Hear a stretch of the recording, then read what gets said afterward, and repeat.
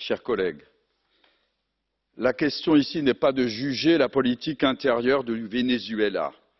C'est un pays souverain et nous ne pouvons juger tous les peuples du monde au nom de quoi? De nos valeurs. Mais alors, elles doivent nous apprendre nos valeurs, le respect de la souveraineté. Chacun d'entre nous appréciera cette politique suivant sa sensibilité. Je ne suis pas tenté, rassurez-vous, par le socialisme de ce Chavez ou même son communisme. Je les ai combattus et je les combats. Mais disons cependant la vérité au-delà de la faillite politique. Ce pays fait face à l'impérialisme des États-Unis depuis le XIXe siècle et particulièrement depuis l'arrivée au pouvoir démocratique d'Hugo Chavez, à la suite d'une décennie de violence économique et sociale. Cet impérialisme est bien plus réel que celui dont vous accusez la Russie.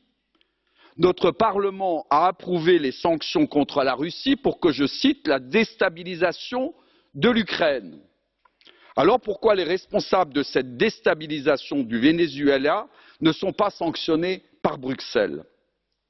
Les méthodes de déstabilisation sont toujours les mêmes que celles utilisées par ailleurs par les impérialistes.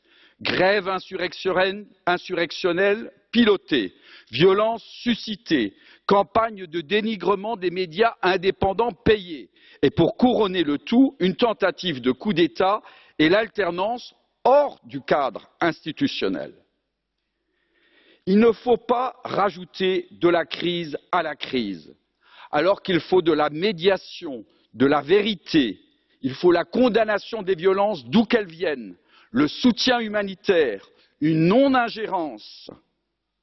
Tout ceci, une politique que nous ne pratiquons plus en raison d'une politique européenne qui elle-même devient impérialiste.